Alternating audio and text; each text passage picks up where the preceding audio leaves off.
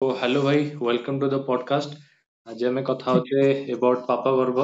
सो पापा पर्व बनैयारे कौन कौन थिला सब चैलेंजेस और डिफिकल्टीज और केमती कौन थिला ओवरऑल पर्सपेक्टिव टा ई टाइप ऑफ स्टोरी बनैयारे। एक्चुअली फाफोगर तो दीटा पार्ट रे अछि, पार्ट 1 और पार्ट 2। हाँ। तो पार्ट 1 जेबे एमती हमें कथा होथले कि जे जने हम एक्टिंग जे करिसंती लीड कैरेक्टर लीड एक्ट्रेस परिदीदी तांको ना स्वागतिका। तो तांको सतरे मु कथा होथले कि एमती समाज रे बहुत माने पिलांको जन्म करी कि फोपाड़ दे पड़ुचंती तापरे जदी गोटे वीडियो कले केमती हितांदा। हम्म। मैं नॉर्मली एमती कथा होथले तापरे जे डायरेक्टर जे से होची मो सांगो। अच्छा अच्छा। तो ताकू मु कहली मुले गोटे वीडियो करियो तापरे हठात उपरे गोटे दिन रे गोटे दी दिन भीतर से 10 फास्ट पार्ट 10 मिनिट भीतर गोटे दी दिन भीतर स्क्रिप्ट रेडी हैला। हम्म। तो तैयारी हे गला सेडा अच्छा। सेते लोक रेस्पॉन्स भलो देले कि जे पार्ट 2 निहाती दरकार बहुत भलो होइছে समाज रे एमती घटुची। तो शिवाजी हम डायरेक्टर से बहुत ही भलो डायरेक्शन दिए राइटिंग भलो करे एडिटिंग भी सही करे। हम्म। तो ସେଇଥିପାଇଁ ପାର୍ଟ 2 ସିଏ ଲେଖିଲା ତ ତାପରେ ପାର୍ଟ 2 ହେଲା ସେଥିରେ ପାର୍ଟ 2 4 ଦିନ ସୁଟିଂ ଥିଲା ବାଲେଶ୍ୱରରେ 3 ଦିନ ଥିଲେ ଆଉ ଏଠି ଆମ ଗାଁ ରେ ଏଠି ଗୋଟେ ଦିନ ସୁଟିଂ ହେଇଛି। अच्छा। ଆଉ ତାହେଲେ ଟୋଟାଲ କେତେ ଖର୍ଚ୍ଚ ହେଲା ଏଇ ଟୋଟାଲ ଦିଟା ପ୍ରୋଜେକ୍ଟ ବନେଇବାରେ? ସେମିତି 6-7 ଆଡେ ଖର୍ଚ୍ଚ ହେଇଛି ମାନେ ଦିଟା ମିଶି 6-7 ହଜାର 6 ଆଡେ। ହଁ ହଁ ମାନେ ପାର୍ଟ 2 ଟା 4,000 ରୁ 5,000 ଭିତରେ ପାର୍ଟ 1 ଟା 1,000 ଭିତରେ।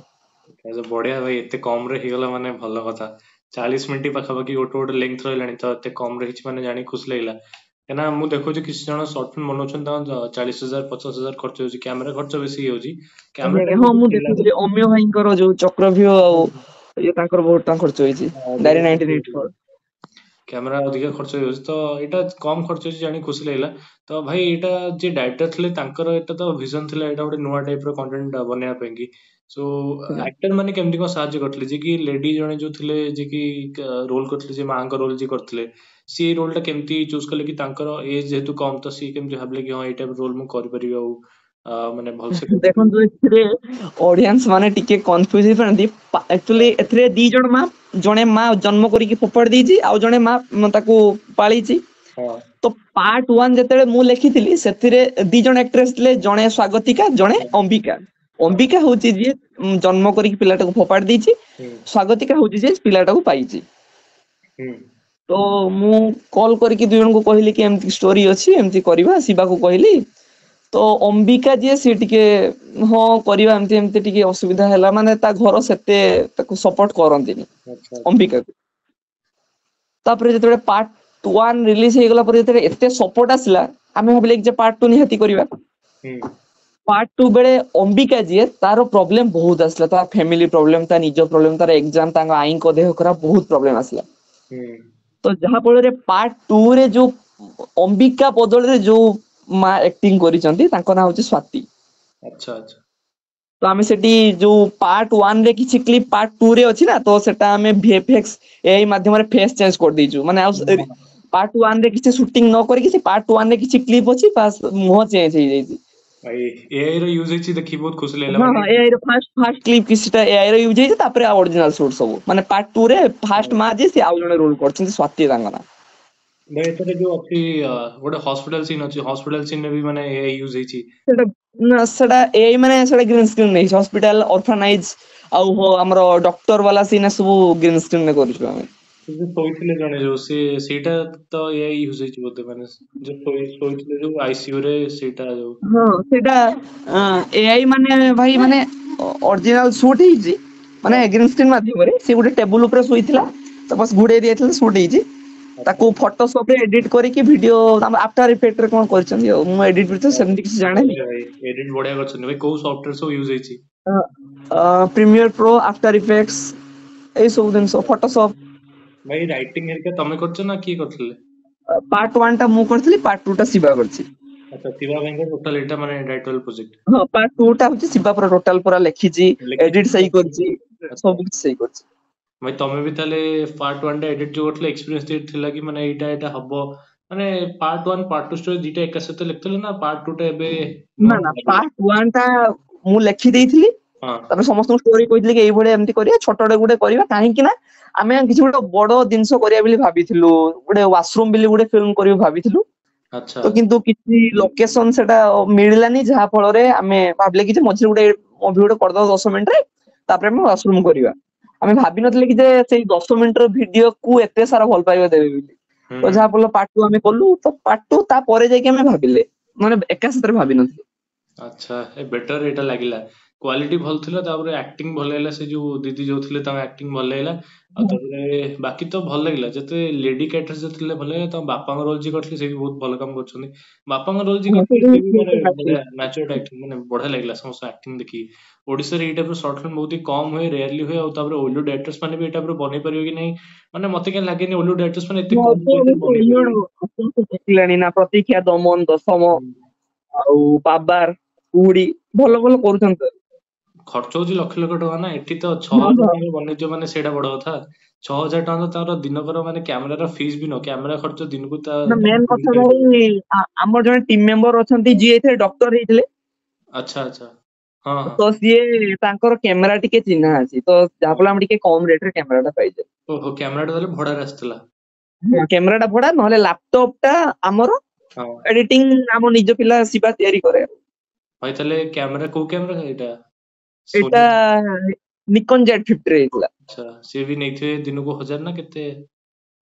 ସେଟା କେତେ, ସେ 500 କ୍ୟାମେରା ଖର୍ଚ୍ଚ ମତେ ଠିକ ସେ ଜାଣିନି, କାହିଁକି ନା ଗଣେଶ ଭାଇ, କରୁଥିଲା। ଯୋଉ ଆକ୍ଟର ଆକ୍ଟ୍ରେସ ସମସ୍ତେ ମାନେ ସ୍ୱ ଇଚ୍ଛାରେ ଆସିଥିଲେ ନା କିଛି ସେଠି ଖର୍ଚ୍ଚ ହେଲା? 6,000 ଟା ଯଦି ବ୍ରେକ୍ ଡାଉନ କରିବା, କେମିତି କଣ ଏଇଟା ଖର୍ଚ୍ଚ ହେଲା? ଆକ୍ଚୁଆଲି ଭାଇ କହିବାକୁ ଗଲେ, ମୁଁ ସେମିତି କାହାକୁ କହିନି। ଆକ୍ଚୁଆଲି ଆଚ୍ଛା ଆମ ଚ୍ୟାନେଲରେ ଆମେ 6 ଜଣ ମେମ୍ବର। ଆଚ୍ଛା। ଜଣେ ଶ୍ରବଣ ଭାଇ, ଯେଥିରେ ନାହାନ୍ତି ସେ, ହଁ, ଶ୍ରବଣ ଭାଇ, ମୁଁ, ଶିବା, ସନ୍ତୋଷ, ଗଣେଶ, ଆଉ ଜଣେ ଶିକୁ ଭାଇ, ଆମେ 6 ଜଣ ମେମ୍ବର। ଆଚ୍ଛା ଝିଅ ପିଲା କେହି ନଥିଲେ। ତ ଝିଅ ପିଲା ଆମ ଚ୍ୟାନେଲରେ କେମିତି ଏଣ୍ଟ୍ରି କଲେ ନା, ଏଇ ଯୋଉ ପାମ୍ପଲେଟ ରିପ୍ଲେଟ ଯୋଉ ତିଆରି କରନ୍ତି, ଛୋଟ ଛୋଟ ବାଣ୍ଟନ୍ତି ଯୋଉ ହଁ କଲେଜ ଫଲେଜରେ। ହଁ ତ ଆମ ବାଲେଶ୍ୱରରେ ମୁଁ FM କଲେଜ, ଏମିତି 2-3ଟା କଲେଜ ଯାଇକି ପାମ୍ପଲେଟ ବାଣ୍ଟିଲି, କି ଏମିତି ଆମେ ଶ୍ରବଣ ଫିଲ୍ମରୁ ଆସିଥିଲୁ। ମୁଁ ଏକା ହଁ। ଯାଇ ବାଣ୍ଟିଥିଲି। ବହୁତ କଳା କେନ୍ଦ୍ର ଇଏରେ ଏମିତି ଖରାରେ ଯାଇକି ବାଣ୍ଟିଛି, କି ଏମିତି ଆସିଥିଲୁ ଆକ୍ଟିଂ ପାଇଁ, ଯଦି ଆପଣ ଇଣ୍ଟରେଷ୍ଟ ଅଛନ୍ତି ଆମର କିଛିଟା ଭିଡିଓ ଦେଖନ୍ତୁ, ଯଦି ଭଲ ଲାଗୁଛି। ତ ଏମିତି ବାଣ୍ଟିଲା ପରେ କିଛି ଜଣ ଇଣ୍ଟରେଷ୍ଟ ହେଇଥିଲେ, ତ ସେଇଠୁ ଝିଅ ଆସିଥିଲେ ଆଉ। ଆଚ୍ଛା ଆଚ୍ଛା, ମାନେ ତାପରେ ସବୁ ଟୋଟାଲ ଗୋଟେ ଖର୍ଚ୍ଚ ହେଇଥିଲା, ଯାହା ଗୋଟେ ବନା ହେଇଥିଲା ସର୍ଟ ଫିଲ୍ମଟେ। ହଁ ହଁ। ଭାଇ, ଆଗକୁ ଡାଇରେକ୍ଟର ହବାର ଇଚ୍ଛା ଅଛି କି, ମାନେ ଓଲିଉଡରେ ବା କୋଉ ଫିଲ୍ଡରେ? ମୋର ତ ଆକ୍ଚୁଆଲି ଭାଇ ଫିଲ୍ମ ମେକିଂ ରେ ହିଁ ଇଚ୍ଛା ଅଛି, ସେ ହଁ ୟୁଟ୍ୟୁବ ହଉ କି ଓଲିଉଡ ଇଣ୍ଡଷ୍ଟ୍ରି ହଉ। ହଁ ହଁ। କିନ୍ତୁ ୟୁଟ୍ୟୁବ କୁ ମୁଁ କେବେ ଛାଡିବିନି, କାହିଁକି ନା ୟୁଟ୍ୟୁବ ଏବେ ସେ ପ୍ଲାଟଫର୍ମ ଗୋଟେ ଏମିତିକା ପ୍ଲାଟଫର୍ମ ଯୋଉଥିରେ ଯଦି କୌଣସି ଜାଗାରେ ବି କାମ ନ ମିଳୁଛି, ଯଦି ୟୁଟ୍ୟୁବରେ ଜଣେ ଗ୍ରୋ କରିଯିବ ତ ବହୁତ ଆଗକୁ ଯାଇପାରିବ। ହଁ, ନିଶ୍ଚିତ ଭାବେ। ଭାଇ, ଯେମିତି କିି ବର୍ତ୍ତମାନ ଆପଣ ସମୟରେ ଦେଖିପାରୁଥିବେ, ଆମର ଫନି ପ୍ରତୀକ, ହଁ ଅନୁଗୁଳିଆ ବଣ୍ଟି, ଗୁଲୁଆ, ଆମ ସେମାନେ ଓଡିଆ ଇଣ୍ଡଷ୍ଟ୍ରି କମେଡିଆନ। କଥା। ଭାଇ, ମତେ ଲାଗେ ଯେ କମେଡିଆନ୍ସ ମାନେ ବେଶୀ ଗ୍ରୋ କରନ୍ତି, କାରଣ ଓଡିଶାରେ ମାର୍କେଟରେ ସମସ୍ତେ କମେଡି କି ବେଶୀ ଫଲୋ କରନ୍ତି। ବଟ୍ ହୁଁ ଏଇଟା ପୁରା ମ୍ୟାଚୁଅର୍ଡ କଣ୍ଟେଣ୍ଟ ବାଲା ଗ୍ରୋ କରନ୍ତିନି ବେଶୀ ଓଡିଶାରେ, କାରଣ ମାନେ ଲୋକମାନଙ୍କର ସେତେ ଇଣ୍ଟେଲେକ୍ଚୁଆଲି ଡେଭଲପ ହେଇନାହାନ୍ତି, ବା ତାଙ୍କର ଟେଷ୍ଟଟା ଡେଭଲପ ହେଇନି କି ଏଇ ଟାଇପର କଣ୍ଟେଣ୍ଟକୁ ସେମାନେ ଆଦରି ନେବେ। ଏଥିପାଇଁ ମୁଁ ଚାହୁଁଛି ଏଇ ଟାଇପର କଣ୍ଟେଣ୍ଟ ଆଗକୁ ଯାଉ, କାରଣ ସମସ୍ତେ ଯଦି କମେଡି କଣ୍ଟେଣ୍ଟ ବନେଇବେ, ତାହେଲେ ଆଉ କିଛି କେହି ନୂଆ କେହି ବନେଇବେନି। କମେଡି ମୁଁ ଆଜ୍ଞା। ଦେଖୁଛି ସମସ୍ତେ ଗ୍ରୋ କରୁଛନ୍ତି, କିନ୍ତୁ ଏଇ ଟାଇପର କଣ୍ଟେଣ୍ଟ ମାନେ ଭ୍ୟୁଜ ବହୁତ ହି କମ ଆସୁଥିଲା, ଯେତିକି ଆସିବା କଥା ଆମେ ଚିନ୍ତା କରୁଛୁ।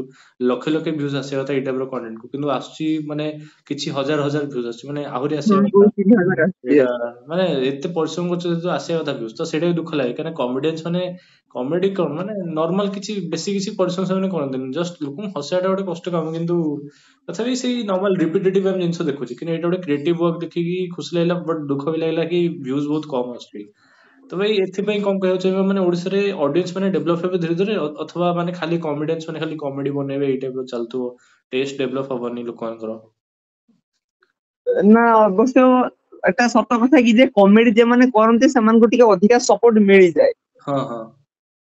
ଆଉ ଆମର ଗୋଟେ ଅବଶ୍ୟ ମାଇନସ ପଏଣ୍ଟ ଅଛି, ଆମେ ଭିଡିଓ ଟିକେ ଲଙ୍ଗ କରିଦେଇଛୁ, 38 ମିନିଟର। 38 ମିନିଟ୍ ବହୁତ ଲମ୍ବା ହେଇଥିଲା, ବହୁତ ଲମ୍ବା। ତ ଲୋକ କାହିଁକି ନା ଏବେ ତ ରିଲ୍ସ ଜମାନା ନା, 30 ସେକେଣ୍ଡରେ ଲୋକ ମାଇଣ୍ଡ ରିଫ୍ରେଶ କରିବାକୁ ଚାହୁଁଛନ୍ତି। ହୁଁ। ତ ସେଇଟା ଟିକେ ଆମର ମାଇନସ ପଏଣ୍ଟ। ଆଉ 38 ମିନିଟ ଯୋଗୁ ଆମେ ଟିକେ ମାନେ ଲୋକ ଏତେ ଦେଖୁନାହାନ୍ତି, କିଏ 5 ମିନିଟ, କିଏ 10 ମିନିଟ ହୁଁ। ଏମିତି ଦେଖୁଛନ୍ତି ଆଉ। ସେଇଥିପାଇଁ ଟିକେ ଭ୍ୟୁଜ ଟା କମିଉଛି, ନହେଲେ ଲୋକ ଦେଖୁଛନ୍ତି। ଆମେ ବି କମେଡି କରିଛୁ। ହଁ ହଁ। ମୁଁ ତମର ଦେଖିଥିଲି ସେମିତି ପୂର୍ବରୁ ନୁହଁ। କାର୍ଟୁନ ଟା, ଏବେ ତ ମନେ ପଡୁନି, କାହିଁକିନା ବହୁତ ଦିନ ତଳେ ଦେଖିଥିଲି, କିନ୍ତୁ ଦେଖିଥିଲି ମାନେ ଆଉ ଗୋଟେ ବନେଇଥିଲ, କୋଉଟା ଗୋଟେ ବନେଇଥିଲ, ମୁଁ ତ ଦେଖିଛି, ଲଭ ଷ୍ଟୋରି ଉପରେ କଣଟା ଥିଲା ନା କଣ?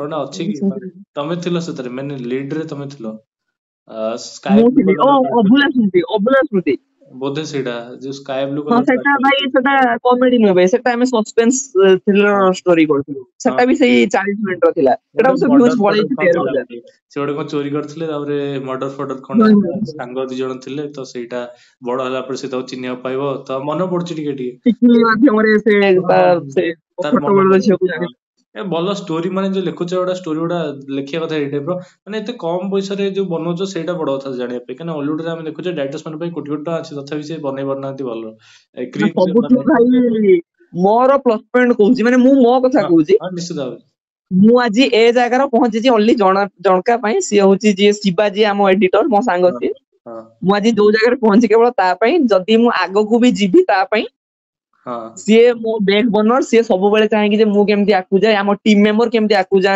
ହଁ ଯାଆନ୍ତୁ ଆଉ ଆମ ଫିଲ୍ମ କୁ କେମିତି ଲୋକ ବହୁତ ଭଲ ପାଆନ୍ତୁ ଆଉ ଆଉ ସମସ୍ତେ ମତେ ବହୁତ ସପୋର୍ଟ କରନ୍ତି ପରିଦିଦି ହୁଅନ୍ତୁ ଶ୍ରବଣ ଭାଇ ସନ୍ତୋଷ ଶିକୁ ଭାଇ ଅଲଗା ଫ୍ୟାନ୍ସ ସମସ୍ତେ ବହୁତ ଭଲ ପାଆନ୍ତି ଅମୀୟ ଭାଇ ହଁ ଦୀପ୍ତି ଭାଇ ଅମୀୟ ଭାଇଙ୍କୁ ତ ଚିହ୍ନିଛି ଆଉ ହଁ ଭାଇ ଟୋଟାଲ ମାନେ ଦେଖିବାକୁ ଗଲେ ମାନେ ବର୍ତ୍ତମାନ ସମୟରେ କଣ କରୁଛ ଭାଇ ଏଜୁକେସନ ବା କିଛି ପଢାପଢି ବା ଏବେ ଗ୍ରାଜୁଏସନ କମ୍ପ୍ଲିଟ ହେଲା ରିସେଣ୍ଟଲି ସରିଲା ନା 2023 ରେ ସରିଲା ଆଉ ମୋର ତ 2025 ସରିବ ଜଷ୍ଟ ଏବେ ତ ପାଖାପାଖି ଏଜ ପାଖାପାଖି ଆମର ସେ 2-3 ବର୍ଷ ତମେ ମୋଠୁ ବଡ ବୋଧେ ତ ହଁ ହଁ ସେଥିପାଇଁ ମତେ 21 ତମକୁ ସେଇ 23-24 କଣ ହେଇଥିବ ବୋଧେ ନା ନା ମୋର ବି ଭାଇ 21 ମୁଁ ସେମ୍ ଏଜ୍ ମୁଁ ଆଚ୍ଛା ଟିକେ ଜଲ୍ଦି ପଢି ଦେଇଥିଲି ହଁ 21 ତ ସମାନ ଯେହେତୁ ତ ତମେ ଏତେ ଜିନିଷ କରିଛ ତ ଜାଣିକି ଖୁସି ଲାଗିଲା ତ ଏ 38 ମିନିଟ୍ ଗୋଟେ ବନେଇବା ଟା ବହୁତ ବଡ କଥା କାହିଁକିନା ଗୋଟେ ଦିଟା ଯଦି ମିଶୁଥା ପାର୍ଟ 1 ପାର୍ଟ 2 ଯଦି ମିଶୁଥା ତାହେଲେ 1.5 ଘଣ୍ଟା ହେଲାଣି ପାଖାପାଖି ନା କେତେ ପାର୍ଟ 1 ପାର୍ଟ 2 ହେଇଗଲେ ହେଇଯିବ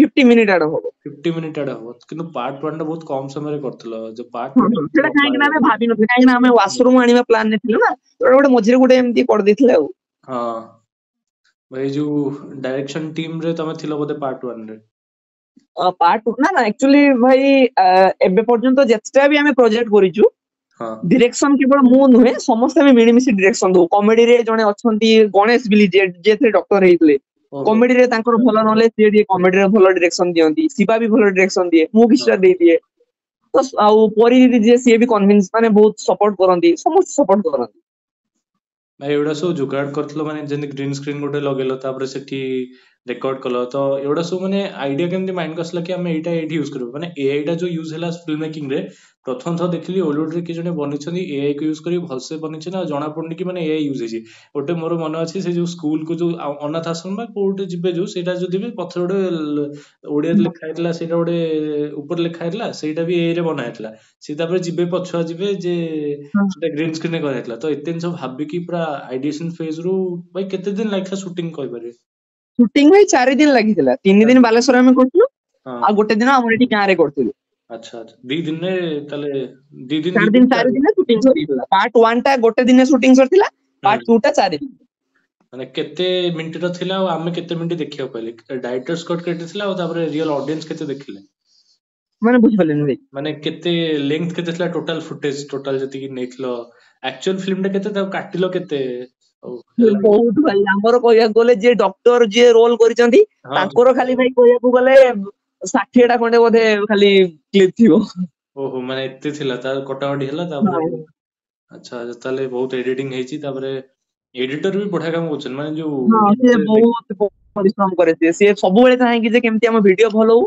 ହଁ ଆମେ କେମିତି ଫେମସ ହଉ ମୁଁ ଗୋଟେ ଜିନିଷ ଦେଖିଲି ସେ ଯୋଉ ଡକ୍ଟରର ଯୋଉ ସ୍କ୍ରିନରେ ସେ ଯୋଉ କାଚ ଗ୍ଲାସ ଯୋଉ ଅନେଇଥିଲେ ସେ ଗ୍ଲାସ ଟା ହଁ ହଁ ଗ୍ଲାସ ଯୋଉ ଅନେଇଛନ୍ତି ନା ତ ସିଏ ଦେଖୁଛନ୍ତି ଆଇସିୟୁ ଭିତରକୁ ଅନେଇଛନ୍ତି କ୍ୟାମେରାଟା ଦେଖିବାକୁ ଗଲେ କ୍ୟାମେରାଟା ଏବେ ଇଆଡେ ଅଛି ସିଏ ଯେତେବେଳେ କ୍ୟାମେରା ଦେଖିବ ଯେ ଭିତରକୁ ଯାଉଛି ତା ମୁହଁଟା ଭିତରକୁ ଯାଉଛି ସେ କାଚଟା ବି ପାସ୍ କରି ଗଲା ତାପରେ ତା ମୁହଁ ହଁ ଦେଖିଲା ହଁ ମାନେ ଉପରେ ଗୋଟେ କାଚର ଲେୟାରଟା ଅଛି ସେ ଲେୟାରଟାକୁ ବି କ୍ରସ୍ କରିକି ଭିତରେ ନର୍ମାଲ ମୁହଁଟା ଦେଖିଲା ତ ସେଇଟା ମତେ ଭଲ ଲାଗିଲା କି ଏଡିଟର ଏତେ ଜିନିଷ ଭାବିଛନ୍ତି କି ମାନେ ଗୋଟେ କ୍ୟାମେରାରେ ବି ଆମେ ଏମିତି ଦେଖିବା କି ହଁ ଲାଗିବ ଯେମିତି ସତରେ ସୁଟ୍ ହଉଛି ସେଟା କିନ୍ତୁ ସୁଟ୍ ହେଇନି ସତରେ ଗ୍ରୀନ ସ୍କ୍ରିନ୍ ହେଇଛି ନା ତ ସବୁ ସେଇଟା green ସତ ଭଳିଆ screen ରେ ଲାଗିବ ହେଇଛି। ଜଣା ପଡିବ ଆଜ୍ଞା ମାନେ ଗୋଟେ କମ ବଜେଟ ରେ ଏତିକି ହବାଟା ମାନେ ବଡ କଥା ଏଇଟା କାହିଁକିନା 4-5 ହଜାର ବା 6 ହଜାରରେ ଏତେ ଜିନିଷ ଖର୍ଚ୍ଚ ମାନେ ଏଇଟା ନିଶ୍ଚିତ ଭାବେ ମାନେ ଶିକ୍ଷା କଥା ଅଲିଉଡ ଡାଇରେକ୍ଟର୍ସ ମାନଙ୍କୁ କି ଏତେ ପଇସା ଅଛି କିନ୍ତୁ କରିପାରୁନାହାନ୍ତି ତ ସେଇଟା ଭାଇ ଓଲିଉଡରେ ତମ ଭଳିଆ ପିଲା ଆସିବା ଦରକାର କାହିଁକିନା ଏଇଭଳିଆ ପିଲାମାନେ ଆସିଲେ ହିଁ ଯାଇକି କିଛି ଗୋଟେ ହବ କିନ୍ତୁ ଦେଖାଯାଉ ଅପରଚୁନିଟି କୋଉ ଭଳିଆ ମିଳୁଛି ଆଉ ତାପରେ କେମିତି କଣ ଆଗକୁ ଯାଇପାରିବ ପ୍ଲାନିଂ ଭାଇ କିଛି ଅଛି ମାନେ ଏଇଥିରେ କଣ କରିପାରିବ ମାନେ ଡାଇରେକ୍ସନ ଟିମରେ ଯିବାର ଅଛି, ଏଡି ହବାର ଅଛି, ବା କିଛି ସର୍ଟ ଫିଲ୍ମ ଆଗକୁ ବନେଇବାର ଅଛି, ନା ୟୁଟ୍ୟୁବ ରେ କଣ୍ଟିନ୍ୟୁ କରିବାର ଅଛି? ଦେଖନ୍ତୁ ମୋର ତ ଫାଷ୍ଟ ପ୍ଲାନ୍ ହଉଛି ୟୁଟ୍ୟୁବ ରେ ଗ୍ରୋ କରିବା। ହଁ ହଁ ତ ୟୁଟ୍ୟୁବ ରେ ଗ୍ରୋ କଲା ପରେ ଯଦି ମତେ ଅଲିଉଡ ଇଣ୍ଡଷ୍ଟ୍ରି ଚାନ୍ସ ମିଳିଲା ଆକ୍ଟିଂ ପାଇଁ ହଉ କି କିଛି ପାଇଁ ମିଳିଲା ତ ମୁଁ ଅବଭିୟସଲି ଯଦି ହଁ ହଁ ନିଶ୍ଚିତ ନିଶ୍ଚିତ। ଭାଇ ଏବେ ରିସେଣ୍ଟଲି ମୟୂର ଭାଇଙ୍କ ସହିତ କଥା ହଉଥିଲି, ତାଙ୍କର ଗୋଟେ ସର୍ଟ ଫିଲ୍ମ କଣ୍ଟେଷ୍ଟ ଅଛି, ତ ସେଥିରେ ପାର୍ଟିସିପେଟ କରିପାରିବ। ସିଏ ମାନେ ମୁଁ କହିଥିଲେ ଯେ ଦଉଛି ତାଙ୍କ ନାଁ, ମାନେ ମୁଁ ମୋର ନାଁ ପଠେଇଥିଲି ଆଉ ଦିଟା ହଁ ଟ୍ରେଲର ମୁଁ ଲିଙ୍କ ପଠେଇଥିଲି। 2 ମିନିଟ ରୁ 3 ମିନିଟ ଭିତରେ ଲେନ୍ଥରେ ଅଛି, ମିନିମମ୍ 2 ମିନିଟ ଆଉ ମ୍ୟାକ୍ସିମମ୍ ହେଲା 3 ମିନିଟ। ତ 2 ମିନିଟ ଭିତରେ, ନହେଲେ 2 ମିନିଟ ରୁ 3 ମିନିଟ ଭିତରେ, 3 ମିନିଟ 1 ସେକେଣ୍ଡ ହବନି। ତ ସେ କହିଥିଲେ, କାଲି ଆମେ କଥା ହେଇଥିଲେ, ତ ସେଥିରେ ପାର୍ଟିସିପେଟ କରିପାରିବା। ଆଉ ତାପରେ ଯିଏ ବି ନୂଆ ନୂଆ ସର୍ଟ ଫିଲ୍ମ ମେକର୍ସ ଯୋଉମାନେ ଦେଖୁଛନ୍ତି ଭିଡିଓଟା, ସେମାନେ ବି ପାର୍ଟିସିପେଟ କରିପାରିବେ ଏବଂ କିଛି ନା କିଛି ନୂଆ ଟ୍ରାଏ କରିପାରିବେ। କାରଣ ସେଇଟା ହେଲେ କଣ କି, ଆମେ କାଲି କଥା ହଉଥିଲେ, ଆମେ ଜାଣିପାରିଲେ କି ହଁ ଓଡ଼ିଶାରେ ବହୁତ ଜଣ ସର୍ଟ ଫିଲ୍ମ ମେକର୍ସ ଅଛନ୍ତି, କିନ୍ତୁ ତାଙ୍କୁ ମାନେ ସମସ୍ତଙ୍କୁ ଏକାଠି କରିବାଟା ବହୁତ କଷ୍ଟ। ଆମେ ଯଦି ଦେଖିବା ତାହେଲେ ୟୁଟ୍ୟୁବରେ ସମସ୍ତେ ବନଉଛନ୍ତି, କିନ୍ତୁ ସମସ୍ତେ ଗୋଟେ ପ୍ଲାଟଫର୍ମ କେମିତି ଆସିବ? ତ ଏଇଟା ଗୋଟେ ଭାଇଙ୍କର ଏଇଟା ମାନେ ଗୋଟେ ମାଧ୍ୟମ କି ହଁ ସମସ୍ତେ ଏକାଠି ହେଲା ପରେ ଏଇଠି ସବୁ ଓଲିଉଡର ଡାଇରେକ୍ଟର୍ସ ମାନେ ଏଇଠୁ ହିଁ ଆସିଷ୍ଟାଣ୍ଟ ଡାଇରେକ୍ଟର ଚୁଜ୍ କରିବେ, ତ ତମେ ଡାଇରେକ୍ଟଲି ଓଲିଉଡରେ କାମ ପାଇପାରିବ। ତ ଏଇଟା ଗୋଟେ ସେ ଚାନ୍ସଟେ ଦେବାର ଭାବିଛନ୍ତି, ତ ମୁଁ ଭାବିଲି ଏଇଟା ବେଟର, ମାନେ ସମସ୍ତେ ଜାଣିବେ ଏଇ କଥାଟି। ତ ଭାଇ ମୁଁ ସ୍କ୍ରିପ୍ଟିଂ ବିଷୟରେ ପଚାରିବାକୁ ଚାହୁଁଛି ଭାଇ, ସ୍କ୍ରିପ୍ଟିଂ କଲା ଟାଇମରେ କଣ ଭାବିଥାଉ କି ହଁ ଗୋଟେ କ୍ୟାରେକ୍ଟରଟାକୁ କଣ ଦବା? ମାନେ ଆମେ ଏସିଆର ଗୋଟେ ଫର୍ମୁଲା ଅଛି, action conflict and resolution. Action ମୁଁ ଯଦି ତମେ ସର୍ଟ ଫିଲ୍ମ ଯଦି ଆକ୍ସନ କହିବି, ଆକ୍ସନ କଣ? ଛୁଆଟା ହେଲା, ତାପରେ କନଫ୍ଲିକ୍ଟ ହେଲା ଛୁଆଟା ରଖିବ କି, କାରଣ ତାଙ୍କ ବାହାଘର ହେଇନି, ଛୁଆଟା ରଖିବ କି? ଆଉ ସେ ଯୋଉ ବାପା ଯାଇଥିଲା ସେ ମନା କଲା ମୁଁ ଛୁଆଟା ରଖିବିନି। ରିଜଲ୍ୟୁସନ ହେଲା କି ଆଉ ଜଣେ ତାକୁ ଛୁଆଟା ନେଲା, ତାକୁ ବଡ କଲା, ତାପରେ ସେଠି ସେ ଝିଅ ଉପରକୁ ସିଫ୍ଟ କଲା। ସେ ଝିଅର କଣ ଥିଲା ଆକ୍ସନ? କଣ ସେ ଝିଅର ଆକ୍ସନ ହେଲା କି ହଁ ଛୁଆଟାକୁ ସେ ରଖିଲା। କନଫ୍ଲିକ୍ଟ ମାନେ ତା ବାପା କି ତା ସମାଜ ଆକ୍ସେପ୍ଟ କରେନି କି ତୁ ସେ ଛୁଆଟାକୁ ରଖିପାରିବୁ, ବିନା ବାହା ହେଇକି ଯଦି ରଖିପାରିବୁ, ତ ସେଇଟା ହେଲା ତା କନଫ୍ଲିକ୍ଟ। ରିଜଲ୍ୟୁସନ ହେଲା ସେ ଛୁଆଟାକୁ ରଖିବେ, ରଖିଲା ପରେ ତାକୁ ବଡ କରିବେ। ତ ଏଇଭଳିଆ ଭାଇ ତମେ ଭାବିଥିଲ ସତରେ, ନା ଏଇଟା ଅଟୋମେଟିକାଲି ହେଇଗଲା ଜଷ୍ଟ କାହାଣୀ ଭାବିଲା ଟାଇମରେ? ମାନେ ଆକ୍ଚୁଆଲି ମୁଁ ଭାଇ ଶିବା ସାଥିରେ ଯେତେବେଳେ କଥା ହୁଏ, ମୁଁ ତାକୁ ମୁଁ ବି ମୋ ଆଡୁ ପଚାରେ ହଁ କି ପ୍ରାୟତଃ ତାର ମୋର ଜିନିଷ ସେମ ରୁହେ, ମୋର ମାନେ ମୋଠୁ ଟିକେ ତାର ୟୁନିକ୍ ରୁହେ। ସିଏ ସବୁବେଳେ ମତେ କୁହେ କି ଯେ ଗୋଟେ କନସେପ୍ଟ ଭାବିବାର ଗୋଟେ ସେଣ୍ଟର ପଏଣ୍ଟ ଥାଏ। ହଁ ହଁ ଧନ୍ୟ ମୁଁ କରିବି ତ ଗୋଟେ ସେଣ୍ଟର ପଏଣ୍ଟ, ଯେମିତି କି ଆମେ ଯେତେବେଳେ ଭାଇ ଅଭୁଲା ସ୍ମୃତି କରିଥିଲୁ, ସେଥିରେ ସେଣ୍ଟର ପଏଣ୍ଟ ଥିଲା ଟିକିଲି ବାଲା ସିନ୍ ଟା। ମାନେ ଛୁଆଟି ବେଳେ ସିଏ ପୁଅଟାକୁ ଏମିତି, ପୁଅଟା ତାକୁ କହୁଥିବ ତୁ ଏଇ ଜାଗାରେ ଟିକିଲି ତ ପିନ୍ଧି ଏ ଲଗା, ଦେଲେ ଯାଇକି ତୁ ବହୁତ ସୁନ୍ଦର ଦେଖାହବୁ। ତ ଆଚ୍ଛା ବଡ ହେଲେ ସେ ଗୋଟେ ଜାଗାରେ ଦେଖିବ କି ଟିକିଲିଟା ସେ ସେଇଭଳିଆ ଲଗେଇବାକୁ ଜଣକୁ କହୁଛି, ତ ସେ ଜାଣିବ କି ଯେ ସେଇ ଝିଅଟା। ତ ସେଇଟା ସେଣ୍ଟର ପଏଣ୍ଟ ଥିଲା। ତ ଓହୋ ସେଇଠୁ ମୁଭି ଆମେ ତିଆରି କରୁଥିଲୁ। ତ ଏଠି ବି ସେମିତି ଆମେ ଭାବିଥିଲୁ କି ଯେ ସେଣ୍ଟର ପଏଣ୍ଟ କଣ ରହିବ। ତ ତାପରେ ଏମିତି ଆସ୍ତେ ଆସ୍ତେ ଆସ୍ତେ ଆସ୍ତେ ଫୁଲ ମୁଭି କନସେପ୍ଟ ଭାବିନେଲୁ ଆଉ। ଭାଇ ଯୋଉ ଆଇଡିଆ ସବୁ ଆସେ ସର୍ଟ ଫିଲ୍ମର, ତ ଆଇଡିଆ ସବୁ ମାନେ କେମିତି ଆସେ? ନ୍ୟୁଜ ପେପର ପଢିକି ବା ଟିଭି ଦେଖିକି ବା ଦୈନନ୍ଦିନ ଜୀବନରେ ଯାହା ହଉଛି ବା କାହା ଲାଇଫରେ ଇନ୍ସପାୟାର୍ଡ ଆଇଡିଆ ସବୁ କେମିତି ଆସିପାରିବ ଜଣେ ଡାଇରେକ୍ଟର୍ସଙ୍କ ପାଇଁ? କଣ ରହିବ ଆପଣଙ୍କ ବାର୍ତ୍ତା? ଆଇଡିଆ ତ ମୁଁ ଏମିତି ବହୁତ କିଛି ମୁଭି ଦେଖିଲା ପରେ ଆସିଯାଏ, ଏମିତି ଏମିତି କରିବା, ଏମିତି ଏମିତି କରିବା। ଆକ୍ଚୁଆଲି ଭାଇ ମୋର ଫାଷ୍ଟ ମୁଁ ମାଇଣ୍ଡ ସେଟ୍ ଥିଲା କି ଯେ କମେଡି କରିବି, ହଁ ହଁ କମେଡି। କିନ୍ତୁ ତାପରେ ମୋ ମାଇଣ୍ଡ ସେଟ୍ ଏବେ ପୁରା ଚେଞ୍ଜ ହେଇଯାଇଛି କି ମୁଁ ଚାହୁଁଛି କି ଯେ ଏମିତି କିଛି କାମ କରିବି କିଛି ୟୁନିକ୍, ଲୋକ ମାନେ ଦେଖିକି ପୁରା କାବା ହେଇଯିବେ। ହୁଁ ସେଇଟା ବଡ କଥା। ହଁ ତ କରୁଛେ, ଦେଖି କୁଆଡେ ଯିବ। ଭାଇ ଟ୍ରାଏ କରୁଛ, ଏଇଟା ବଡ କଥା। ତାପରେ ଭାଇ ଭାଇ କୋଉ ଜାଗାରୁ ବିଲଙ୍ଗ କର? ବାଲେଶ୍ୱର ବାଲେଶ୍ୱର। ବାଲେଶ୍ୱର ନା? ଆଚ୍ଛା ଆଚ୍ଛା। ଆଉ ବାଲେଶ୍ୱର କେତେ ବାଟ ହେଲାଣି? ଆମର ଭୁବନେଶ୍ୱର ଏପଟେ। ତ ମାନେ କହିବାକୁ ଗଲେ ବାଲେଶ୍ୱରରେ ତାହେଲେ ଏତେ ଭଲ ଟ୍ୟାଲେଣ୍ଟେଡ ପିଲା ଅଛନ୍ତି, ଏଇଟା ମାନେ ସମସ୍ତେ ଯେତେବେଳେ ଭୁବନେଶ୍ୱର ଡାଇରେକ୍ଟର ଜାଣିବେ, ତ ନିଶ୍ଚିତ ଭାବେ ମେ ବି ତମକୁ ଯଦି ଡାକିବେ ତାହେଲେ ନିଶ୍ଚିତ ଭାବେ ଇଣ୍ଟରେଷ୍ଟେଡ ଅଛ କି ନାହିଁ, ମାନେ ଓଲିଉଡରେ କାମ କରିବା ନିଶ୍ଚିତ ପାଇଁ? ନିଶ୍ଚିତ ନିଶ୍ଚିତ। ଅବଶ୍ୟ ଏଠି ବାଲେଶ୍ୱରରେ ଆଉ ଜଣେ ଟ୍ୟାଲେଣ୍ଟେଡ ପର୍ସନ ଅଛନ୍ତି, ମନ୍ମୟ ଦେ। ଆଚ୍ଛା ମନ୍ମୟ ଦେ, ହଁ ହଁ ଏବେ କାମ କରୁଛନ୍ତି କର୍ମାରେ। ଆଚ୍ଛା ହଁ ହଁ।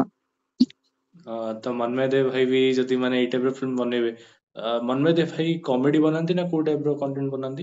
ନା ସିଏ ସର୍ଟ ଫିଲ୍ମ ପ୍ରାୟତଃ କରନ୍ତି, କିନ୍ତୁ ହଁ ଯଦି ବି ସେ କମେଡି କରନ୍ତି ଲାଷ୍ଟ ଗୋଟେ ସୋସିଆଲ ମେସେଜ ଦିଅନ୍ତି। ତାଙ୍କର ଭଲ ଲାଗେ, ତାଙ୍କର ହଁ ଆମର ଭଲ ଚିହ୍ନା ପଡେ। ରିସେଣ୍ଟଲି ଏବେ ଦେଖା ହେଇଥିଲା, ଯାଇଥିଲି ଗୋଟେ ମୁଭି, ମାନେ ଗୋଟେ ଫିଲ୍ମ ବନେଇବା ବିଷୟ ପ୍ଲାନ ଚାଲିଥିଲା ତାଙ୍କର ଆଉ ଆଚ୍ଛା ଆଚ୍ଛା। ଯଦି ହବ ଭବିଷ୍ୟତରେ, ତ ସେଇଥିପାଇଁ ଯାଇଥିଲି। ସିଏ ବହୁତ ଭଲ, ମନ୍ମୟ ଭାଇ ବହୁତ ଭଲ କରନ୍ତି, ବହୁତ ଭାଇ ସପୋର୍ଟ ବି ଆମକୁ କରନ୍ତି। ମାନେ ଆଜ ଏ ନ୍ୟୁ ସିନେଫାଇଲ ଯଦି କହିବି ବା ଫିଲ୍ମ ମେକର ଯଦି କହିବି, ତାହେଲେ ଓଲିଉଡରେ ବା ଗୋଟେ ଆମ ଓଡିଆ ଫିଲ୍ମ ଇଣ୍ଡଷ୍ଟ୍ରି କଣ ଚେଞ୍ଜେସ୍ ତମେ ଦେଖିବାକୁ ଚାହୁଁଛ?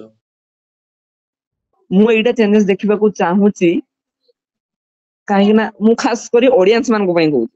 ହଁ ଅଡିଏନ୍ସ ମାନେ ମଝିରେ ଓଡିଆ ଇଣ୍ଡଷ୍ଟ୍ରିରେ କିଛିଟା ଫିଲ୍ମ ମାନେ ଏତେ ଭଲ କଣ୍ଟେଣ୍ଟ ଆସୁନଥିଲା। ହୁଁ ତ ଯାହା ଫଳରେ ଲୋକମାନଙ୍କର ମାଇଣ୍ଡସେଟ୍ ହେଇଗଲା କି ଯେ ଏବେ ଓଡିଆ ଫିଲ୍ମ ଇଣ୍ଡଷ୍ଟ୍ରିରେ ଯୋଉ ମୁଭି ଆସିବ ବେକାର ଆସିବ। ହୁଁ ତ ଯାହା ଫଳରେ ଯୋଉ ଭଲ ଫିଲ୍ମ ଦମନ, ପ୍ରତୀକ୍ଷା, ଫାଲ୍ଗୁନୀ ଚୈତ୍ର, ତ୍ରିକନ୍ୟା, ଦଶମ, ବିଗୁଲ ଏକ୍ସେଟ୍ରା ଏକ୍ସେଟ୍ରା, ଏଇଥିରେ ଆସିଥିଲା କଣ ଆମର ପାବାର, ହଁ କୁହୁଡି। ତ ଏତେ ଭଲ ଭଲ ଫିଲ୍ମକୁ ବି ମୁଁ କିଛି ଜଣଙ୍କୁ ପଚାରିଛି ଦେଖିଲ ଏ କଣ ହେଇଥିବ ଦେଖିବା। ମାନେ ତାଙ୍କର ମାଇଣ୍ଡସେଟ୍ ସେତିକି ଯେ ଓଡିଆ ଫିଲ୍ମ ବେକାର ହଉଥିଲା ମାନେ ଏବେ ବି ବେକାର ହଉଥିବ। ହୁଁ ତ ସେଇଥିପାଇଁ ମୁଁ ଅଡିଏନ୍ସ ମାନଙ୍କୁ କହିବି କି ଏବେ ଭଲ ଫିଲ୍ମ ଆସୁଛି, ଆଟଲିଷ୍ଟ ଥରେ ଯାଇକି ଦେଖନ୍ତୁ, ଏଇଟା କହିବି ଆଉ। ଭାଇ ମେକର୍ସ ମାନେ କେମିତି ଚେଞ୍ଜ ହେଇପାରିବେ? ମାନେ ଆମେ ତ ଅଡିଏନ୍ସ ମାନଙ୍କ କଥା କହିଲେ, ମେକର୍ସ ମାନେ କେମିତି ଚେଞ୍ଜ ହେଇପାରିବେ? ମେକର୍ସ ମାନଙ୍କଠୁ କଣ ଆଶା ରଖିଛ? ଅପଡେଟ୍ ହବା ଦରକାର ନା କଣ? ହଁ ଅପଡେଟ୍ ଅବଭିୟସଲି ଦରକାର। ଯଦି ଗୋଟେ ଫର୍ମାଟ ରେ ସବୁବେଳେ କରିବେ ହୁଁ ତ ଲୋକେ ସେତ କାଳେ ବୋର ହେଇପାରିବେନି, ତ ଏକ୍ସପେରିମେଣ୍ଟ କରିବା ତ ନିହାତି ଦରକାର। ନିଶ୍ଚିତ ଭାବେ ଏକ୍ସପେରିମେଣ୍ଟ କରିବା ଦରକାର ଏବଂ ନୂଆ ନୂଆ ଜିନିଷ ଶିଖିବା ଦରକାର। ଭାଇ ହଁ ମାନେ ତମ ଭଳିଆ ନୂଆ ମେକର୍ସ ମାନେ ତାଙ୍କୁ ଚାନ୍ସ କୋଉ ଭଳିଆ ମିଳିବା ଦରକାର? ମାନେ ଯଦି କିଏ ବନଉଛନ୍ତି ଏଇ ଟାଇପ ର କଣ୍ଟେଣ୍ଟ, ତ ତାଙ୍କ ପାଇଁ କିଛି ମାନେ ଲାଷ୍ଟଲି କହିବି କିଛି ଆଡଭାଇସ୍ ଦେଇପାରିବ କି ହଁ କେମିତି ସେମାନେ ଆଗକୁ ଆସିପାରିବେ, କେମିତି ଏଇ ଟାଇପ ର ବନେଇ ପାରିବେ, କଣ ସେମାନେ ଫେସ୍ କରିବେ, କିନ୍ତୁ ମୋଟିଭେସନ କିଛି କହିପାରିବ କେମିତି ଫିଲ୍ମ ମେକର ଜଣେ ହେଇପାରିବ? ମୁଁ ଭାଇ ଏଇଟା କଥା କହିବି, ସେ ଫିଲ୍ମ ಮೇಕಿಂಗ್ ହଉ କି ଯେକୌଣସି କାମ ହଉ, ହୁଁ ପ୍ରଥମ ନିଜ କାମକୁ ଭଲ ପାଇବା ଦରକାର। ଏଇଟା ମୁଁ ହଁ ମୋ ଇନ୍ସପିରେସନ ଶାହରୁଖ ଖାନ ପାଖରୁ ମୁଁ ଶିଖିଛି। ଆଚ୍ଛା ଶାହରୁଖ ଖାନ ସାର୍ ଙ୍କୁ ମୁଁ ବହୁତ ଭଲ ପାଏ, ତ ତାଙ୍କ ପାଖରୁ ମୁଁ ଶିଖିଛି କି ଯେକୌଣସି ବି କାମ ହଉ, ଫିଲ୍ମ ମେକିଂ ହଉ, ଯେକୌଣସି ନିଜ କାମକୁ ଦିଲସେ ଭଲ ପାଇବା ଦରକାର। ହୁଁ ଆଉ ଯଦି ଜଣେ ୟୁଟ୍ୟୁବ ରେ ଷ୍ଟାର୍ଟ କରୁଛି, କାହିଁକିନା ଆମେ ତ ବଲିଉଡ ଇଣ୍ଡଷ୍ଟ୍ରିରେ ତ ଆମେ କାହାକୁ ସେମିତି ଚିହ୍ନିନୁ ନା, ତ ୟୁଟ୍ୟୁବ ରେ ଆମେ ଷ୍ଟାର୍ଟ କରୁଛୁ। ହୁଁ ତ ଯଦି ଜଣେ ୟୁଟ୍ୟୁବ ରେ ଷ୍ଟାର୍ଟ କରୁଛି, ତ ସିଏ ଯଦି ଆଜି ଷ୍ଟାର୍ଟ କରି କହିବ ମୋର କାଲିକି ପଇସା ଦରକାର, ହୁଁ ମୋ ଚ୍ୟାନେଲ ମୋନିଟାଇଜ ହଉନି କାହିଁକି, ଲୋକ ଦେଖୁନାହାନ୍ତି କାହିଁକି, ଏଇଟା କାହିଁକି ବେକାର କହିଛି, ତ ସେଇଠି ସେ ମାଡ ଖାଇଯିବ। ତ ଫାଷ୍ଟ ନିଜର ସେଇଥିପାଇଁ ମୁଁ କୁହେ ପ୍ରତିଟି ପିଲାକୁ ଆଟଲିଷ୍ଟ ଦିଟା ମୁଭି ଦେଖିବା ଦରକାର। ଗୋଟେ ହଉଛି ତାରେ ଜମି ପର, ଗୋଟେ ହଉଛି ଥ୍ରୀ ଇଡିୟଟ। ହୁଁ କାହିଁକିନା ଥ୍ରୀ ଇଡିୟଟ ରେ ଅମିର ଖାନ କହିଥିଲା କି अब काबिल बनो काबिल कामयाबी तो झक मार के तुम्हारे पास आएगी। ହୁଁ ତ ଯଦି ଆମର ଲକ୍ଷ୍ୟ ରହିବ ଲକ୍ଷ୍ୟ ସବସ୍କ୍ରାଇବ ପାଖରେ ପହଞ୍ଚିବା ପାଇଁ, ତ ଲକ୍ଷ୍ୟ ସବସ୍କ୍ରାଇବର ପହଞ୍ଚିବା ପର୍ଯ୍ୟନ୍ତ ବି ସେଇଭଳିଆ କାମ କରିବା ଦରକାର। ନିଶ୍ଚିତ ଭାବେ ଯଦି ଆଜି କାମ କରି ଆମେ କହିବା କାଲିକି ପଇସା ମିଳିବ, ତ ସେମିତି ହବନି। ଆଗେ ନିଜ କାମକୁ ଡେଭଲପ କରିବାକୁ ପଡିବ, ତାପରେ ଅଟୋମେଟିକ ପଇସା ଆସିବେ, ଅଡିଏନ୍ସ ଆସିବ। ନିଶ୍ଚିତ ଭାବେ ଭାଇ ବର୍ତ୍ତମାନ ସମୟରେ ସମସ୍ତଙ୍କୁ ରିକ୍ୱେଷ୍ଟ କରୁଛି କି ସମସ୍ତେ ପାପ ଗର୍ଭ ସିରିଜ ଦେଖନ୍ତୁ, ୟୁଟ୍ୟୁବରେ ଫ୍ରିଲି ଆପଣ ମାନେ ଦେଖିପାରିବେ। ତ ପାପ ଗର୍ଭ ତ ଲିଙ୍କ ଟା ମୁଁ ଡେସ୍କ୍ରିପସନରେ ଦେଇଦେବି ଏବଂ ନା ମୁଁ କମେଣ୍ଟରେ ପିନ୍ କରିଦେବି, ତ ଆପଣ ମାନେ ଦେଖିପାରିବେ। ତ ବାକି ଭାଇଙ୍କ ଚ୍ୟାନେଲ ଭିଜିଟ୍ କରନ୍ତୁ, ସବସ୍କ୍ରାଇବ କରନ୍ତୁ ଏବଂ ଦେଖନ୍ତୁ, କାହିଁକିନା ଏଇ ଟାଇପର କଣ୍ଟେଣ୍ଟ ଚାଲିବା ଦରକାର। କମେଡି ସର୍ଟ ଫିଲ୍ମ ମାନେ ସେଗୁଡ଼ା ତ କମେଡି କଣ୍ଟେଣ୍ଟ ତ ଲୋକମାନେ ଦେଖୁଛନ୍ତି, କିନ୍ତୁ ଏଇ ଟାଇପର କଣ୍ଟେଣ୍ଟ ଯଦି ଲୋକ ନ ଦେଖିବେ ତାହେଲେ ଏଇ ଟାଇପର ମେକର୍ସ ମାନେ ଆଉ କେମିତି ବନେଇବେ? ତ ଗୋଟେ ପ୍ରୋତ୍ସାହନର ଗୋଟେ କାମ ଆମେ କରିପାରିଲୁ। ତ ଆମେ ଯେମିତି ଗୋଟେ ଭିଡ଼ିଓଟେ ବନେଇକି ଏନକରେଜମେଣ୍ଟ ଆଉ ମୋଟିଭେସନ ଦେଇପାରିଲେ ଭାଇଙ୍କି, ତ ସେଇଭଳି ଆପଣମାନେ ବି ମୋଟିଭେସନ ଦିଅନ୍ତୁ, କମେଣ୍ଟ ସେକ୍ସନ ଯାଇକି ଭରି ଦିଅନ୍ତୁ କି ଆପଣଙ୍କୁ କେମିତି ଲାଗିଲା, ଫିଡବ୍ୟାକ୍ ଦିଅନ୍ତୁ। ସୋ ଆଜି ବି ଏତିକି ଦେଖିଥିବାରୁ ଭିଡ଼ିଓଟି ବହୁତ ବହୁତ ଧନ୍ୟବାଦ। ବାଏ, ଧନ୍ୟବାଦ ଭାଇ। ଥ୍ୟାଙ୍କ ୟୁ ମତେ ଏତିକି ସମୟ ଦେଇଥିବାରୁ ବହୁତ ବହୁତ ଧନ୍ୟବାଦ। ମୋର ବି ବହୁତ ଖୁସି ଲାଗିଲା। ହଉ ଭାଇ, ପରେ ଏମିତି କେବେ କଥା ହବା। ଆମ ନେକ୍ସଟ ଫିଲ୍ମ ରାକ୍ଷୀ ଉପରେ ବୋଧେ ଆସିପାରେ ଗୋଟେ ଛୋଟ ସର୍ଟ। ଆଚ୍ଛା ହଉ ଦେଖା ହବା ଆଉ, ମାନେ ଦେଖିକି କହିବେ ଆଉ। ଠିକ ଅଛି ଭାଇ, ବାଏ। ଆଜ୍ଞା ଆଜ୍ଞା।